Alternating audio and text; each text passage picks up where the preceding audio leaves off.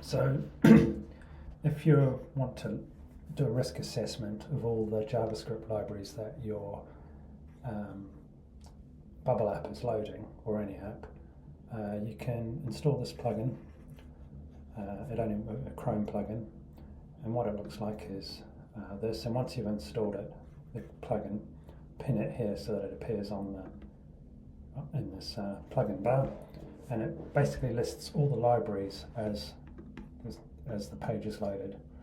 So I'm reloading this page, and once the page is loaded a bit, you'll see that it's captured all the libraries that JavaScript libraries have loaded on this page.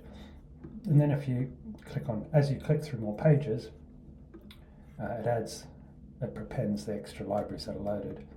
So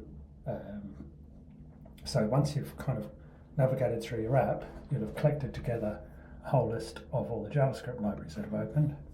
You can copy that list, and then you can take it over to ChatGPT, and here's the sort of prompts I use to analyse the library.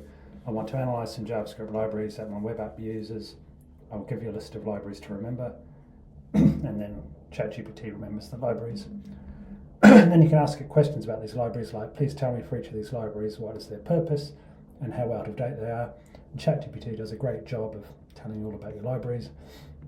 And then I asked ChatGPT, would any of these libraries be considered risky? And then there's more and more prompts you can ask about it, and gives you some advice of how to do more of the audits. One of the things, another one is I ask, list any of these that are pinned to the latest version, and that's what an issue was with Lottie. So